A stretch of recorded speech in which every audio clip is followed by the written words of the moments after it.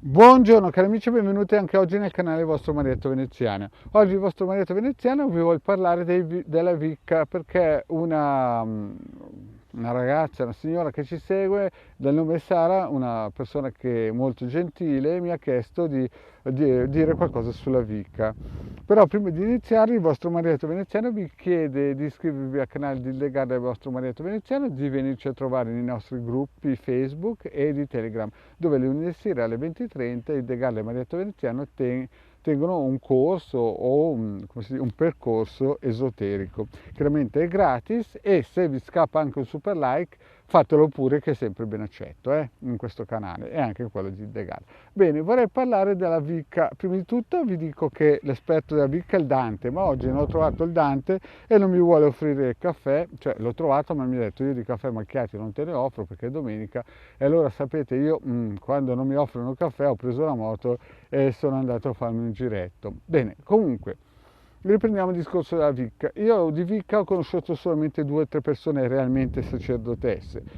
Una da giovane quindi devo dire che più che Vicca era una strega ed era una sacerdotessa molto molto potente, ma però io essendo ignorante in quel periodo lì non capivo niente e quindi non ho un parametro o un metro per valutarli. E poi ho conosciuto una Vicca molto potente, ma anche perché essendo un'anima antica aveva, come si suol dire, già dei doni praticamente di altre vite e che quindi aveva scelto in questa vita di essere Vicca e devo dire che questo personaggio era una persona molto molto potente che faceva cose veramente quasi da miracolo. Cioè per dirvene una potevo uscire di corpo, andare in astrale e vedere cosa faceva un'altra persona magari a 800 km di distanza, no? Tanto per dirvi. Io ho potuto constatare che effettivamente quello che diceva era vero.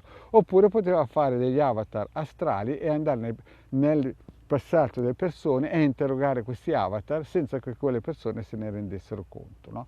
E quindi aveva veramente dei doni, non ha mai abusato dei suoi doni, non ha mai venduto i suoi doni, cioè non li ha mai commercializzati, però purtroppo aveva questo piccolo diciamo, difetto che era troppo generosa e quindi alcune volte quando si aprono le porte in modo troppo generoso e non si mettono dei paletti stretti, purtroppo ha aiutato anche gente che non se lo meritavano, anche se lei avrebbe potuto vedere la faccia delle 2 medaglie di questa persona, ma partiva sempre il presupposto che era tutto positivo e questo qui era anche un po' un suo limite. Comunque è una persona eccezionale. Un altro limite però che hanno i Vicca è quello di essere in un certo senso attaccati alla madre natura e questo è positivo, ma durante i rituali se non si hanno dei doni purtroppo e si magari in un certo senso lo si prende un po' troppo sotto gamba, oltre che attivare le forze naturali si possono anche attivare egregori che si nascondono in queste forze naturali, perché in altre pillole ho spiegato bene che esistono anche delle egregori naturali e ci sono le egregori naturali positive e ci sono anche le egregori naturali negative, ad esempio quelli che creano le slavine o i terremoti, i maremoti e quant'altro. Quindi chiaramente, e poi ci sono anche le egregori che parassitano durante questi esercizi di cerimonia. E quindi cosa vuol dire? Vuol dire che sicuramente la religione Vicca ha delle bellissime cose, ha delle bellissime tradizioni, ha dei bellissimi, come si suol dire, rituali, però purtroppo restano attaccati alla natura di questo mondo e alcune volte e sempre parlando in alcune direzioni perché dobbiamo capire che la Vicca è vecchissima come religione, no?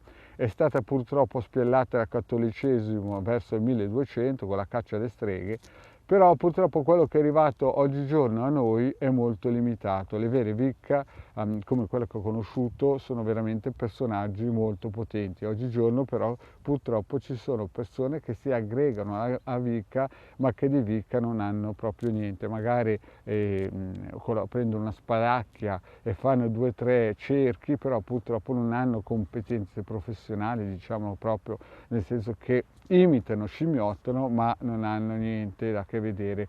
Quindi bisogna fare anche questa distinzione, cioè fra quelli che realmente hanno un dono perché sono state Wicca o sono state streghe nelle passate vite e quindi effettivamente hanno questo potenziale innato dentro di loro, e quelli che per moda oggigiorno seguono questa religione, perché magari c'è scritto che si può far sesso o quant'altro. Ho seguito anche delle persone che hanno creato, cioè ho seguito, più che altro ho sentito persone che hanno creato dei gruppi Wicca, ma che nella realtà erano dei furbetti del quartierino che invece facevano il doppio gioco. Ma questo è un altro discorso, non c'entra proprio niente con la Wicca, però purtroppo anche dentro la Wicca si sono intrufolato dei personaggi di basso profilo. Quindi che dire? Dire che è una bellissima religione, se fatta da streghe che hanno delle competenze e hanno un animo positivo, sicuramente è una cosa da seguire, no? Però non sarà mai a livello di conoscenze esoteriche salomoniche o cabalistiche, chiaramente, no? Sono un livello a livello naturale, però non riusciranno mai a superare questo, come si suol dire, questo loro limite dato dalla madre natura, no? Invece la Cabala chiaramente spazia in tutti i campi spirituali che l'uomo può raggiungere. Bene cari amici, questa piccola pillola solamente per dirvi che effettivamente il vostro Marietto, quando ha incontrato le persone che esercitavano la religione Wicca come streghe, effettivamente è sempre stato stupito perché ha incontrato personaggi di alto profilo. Però vi ricordo che erano persone che nella vita precedente avevano avuto contatto e ha esercitato questo tipo di stregoneria, che non è un nome negativo, ma è il loro nome, stregona uomo, stregona donna, insomma, loro hanno delle loro regole e sicuramente sono delle regole positive se fatte col cuore, quindi sono vegetariani, alcuni addirittura sono vegani e quant'altro, altri invece lo professano solamente perché è una moda, ma nella realtà non hanno nessun tipo di conoscenze, sono solamente di scimmiottare i loro sacerdoti.